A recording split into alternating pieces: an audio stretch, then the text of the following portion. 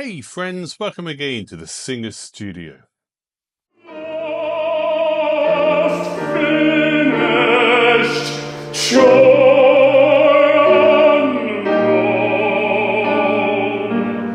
Hi there guys and girls, I've got another video for you today, and this one I'm making a little early. As you know, I've got this YouTube School of Singing playlist. You can find it down below. It'd be great if you could get involved with that. And I was going to make this video at the end of that course, but I've got so many current students who are in their final year at college and they're starting to consider their next move that I thought it would be really important to get this video out there now. So that's what I'm doing this video now.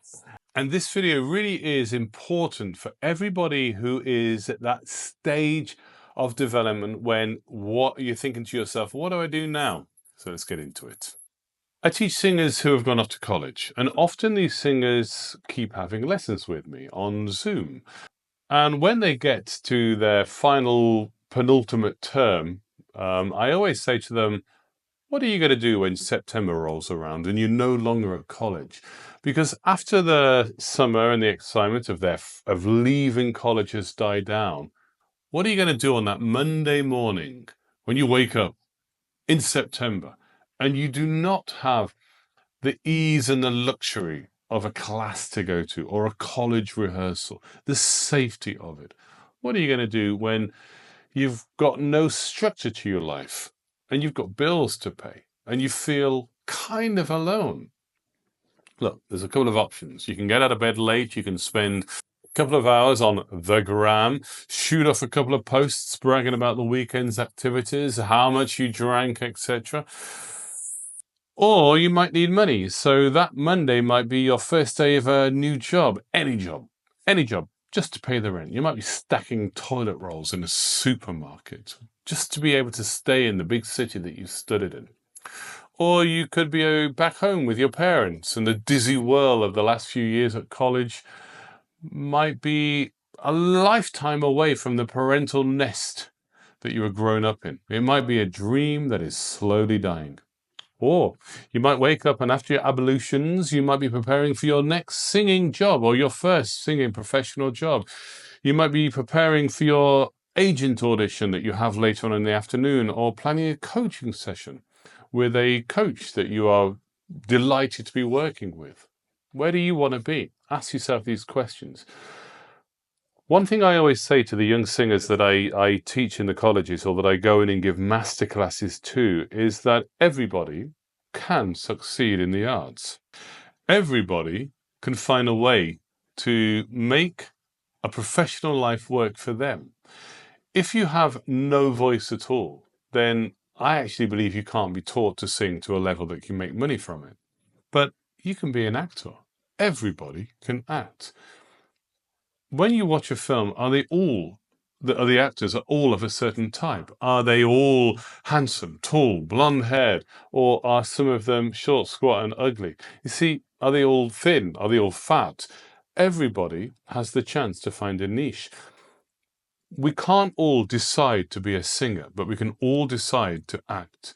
So if the singing isn't working out for you, you can still find a way to be on the stage and tell stories.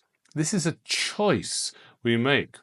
When I went to the Guildhall in 1990, there were a bunch of actors there who went on to achieve mega stardom. And I knew some of them quite well. And without name dropping, I'm not going to drop their names, but there wasn't, well, I'll drop one. There was no question that Ewan McGregor wasn't going to be a star. He had an attitude of utter confidence and self-belief that never strayed into arrogance. Nobody that doesn't succeed can sit down and say, I was unlucky, because in the arts, luck doesn't exist. Let's go back to the earlier scenario. You wake up in the morning on that Monday in September, and as you contemplate the barren wasteland that is your life with no professional work, ask yourself this question. How many hours last week did I spend working towards having opportunities to display my talents? If the answer is truthfully not many, That's why you're not succeeding, and it is nothing to do with luck. So we can do other things. What I always tell my young students is, around about now, we need to be making lists of people that we need to be in front of. The best conductors. The conductors that are going places. Young conductors. Conductors who have influence. How do we get to these people? Coaches. I recently worked with a repetiteur who was actually directing a couple of shows I was in, who I truly believe is going to go somewhere. He's a remarkable man, James. Hopefully I'm going to get him on these videos. There's no question at all that he is going to have a wonderful career in opera and music. If I were a young singer starting out, apart from the fact that he's a very nice guy, I would want to be involved in his journey. So I would ask him, and I'd pay him to work on some repertoire with me. I'm sure I'd learn a lot from him. Well, I have learned a lot from him already with the work I've done. But I know that one day I'm going to be standing in front of him and displaying my talent. Now, if he's already worked with me, if he's already seen me, he is going to be well disposed to give me work. I always tell people the story that I was at a little party many years ago, and there was a lot of singers and musicians there, and a young man ran up to me and said, "Hey, Mike, how you doing? Nice to see you." And I was like, "Great, how to see you?" It's like, "Look, next time you're in town, we should get a drink together, and we should do some work together. It'd be great." And I said, "That'd be fantastic. Let's do that. You got my number?" I said, "No, give it me again." And he gave me his number. But the problem was I didn't know who he was, so I couldn't put a name in. So when he went away, I said to somebody, "Who was that?" And the guy said, "Well, he's just conducted this at English National Opera, and he's off to Berlin to conduct that." And again, I'm not going to name drop, but he was the biggest young conductor on the block, and I didn't recognize him. What had obviously happened is that when I was going on my journey, and I was going from college, and I was singing at the Royal Opera House, and I was on an upward trajectory, he was obviously a pianist, a repetiteur, we call them, for rehearsal, and I wasn't an idiot. I didn't treat him in a bad manner, and he was well disposed towards me. Yeah, and that's how the world works. Going off on a little tangent here, understand that when you're starting your journey, being nice to the people around you is obviously the common sense thing to do. We've got a video that I've got planned on being a good colleague, but it shouldn't need to be said that being pleasant and professional and nice to the people that are around you is a very good idea.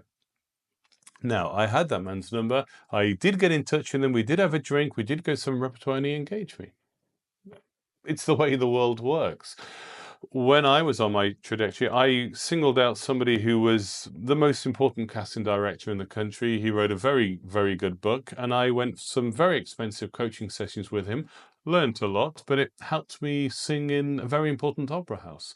So yeah, you make lists of the people that you want to work with, and you work out how you can get in front of them. The work shouldn't stop with your teacher.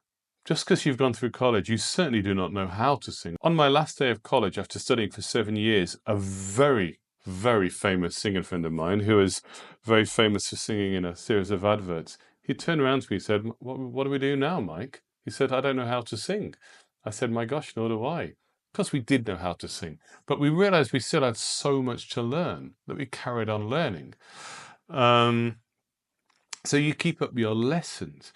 You need to act professionally in your daily life. You make your bed in the morning. Of course, you have a full and interesting social life, but it's always a servant to your professional life. I'm a huge believer, as I said in an earlier video, about keeping fit as a singer.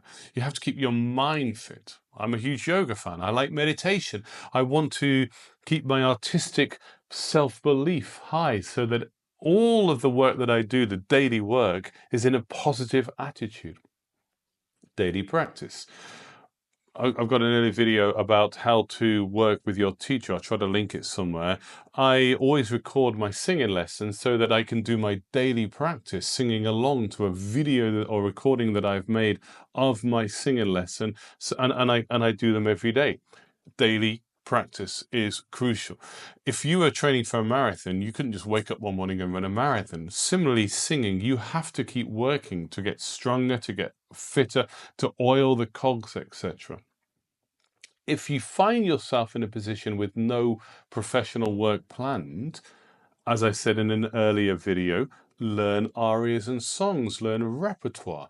Take that repertoire to coaches. Coaches are expensive, so you may need to find work to supplement your life. But that again shouldn't overtake your professional life. It's very easy to get sucked into teaching. Those that get sucked into teaching as a necessity tend to be very poor teachers. You should teach for the joy of it. But of course, teaching often is necessary to earn a living. Make sure that your teaching doesn't become too big in your life. What I mean is, don't overstretch your financial responsibilities. It's a vicious circle that a lot of us singers talk about. You leave college, you may have a partner, you decide to take out a mortgage, and to pay for that mortgage, you have to do a little bit more teaching than is ideal. Suddenly, you have no time to work on your voice. You spend all your time teaching, and teaching can be tiring for the vocal folds. So when it's time to actually go into your practice room and sing, you got nothing left. And then the cycle continues, and you have to take more teaching because, well, now you've got a car and finance. That's a vicious circle. If that happens, the only way to break it is by downscaling your life, and it's very difficult. Work out what you want. Do you want to be a teacher? Teaching is wonderful. I teach, I sing. I've got a very good balance. I take pupils, but I don't take too many pupils as to interfere with my singing, teaching, performing life.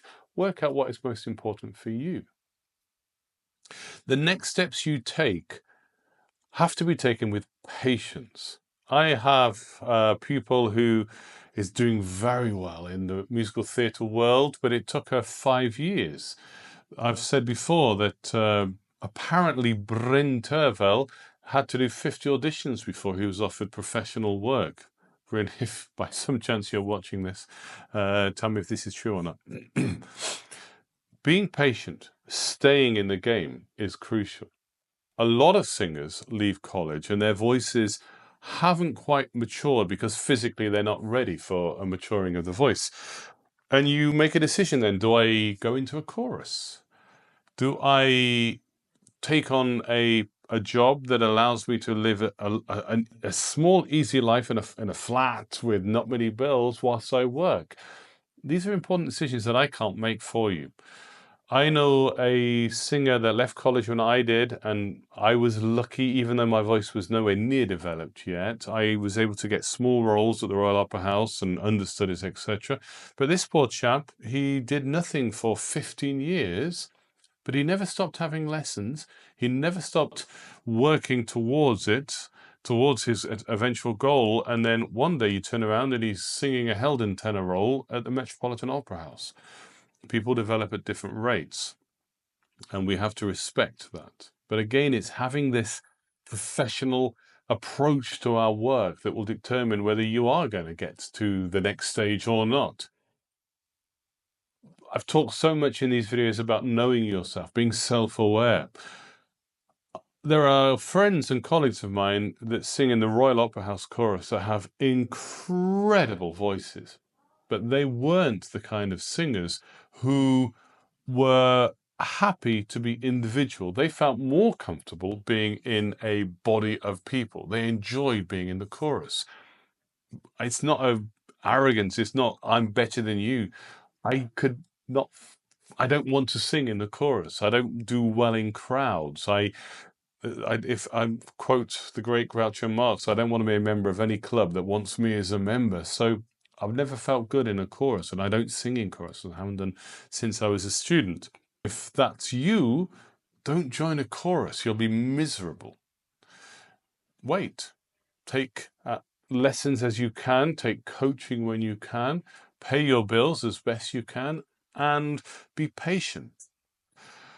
Okay, there is so much to talk about in this video, and I'm freestyling a little bit here. But basically, if you leave college and then think, what do I do now? It's a little late. You need to really start planning now. You haven't got an agent yet? Don't worry. Keep working towards an agent.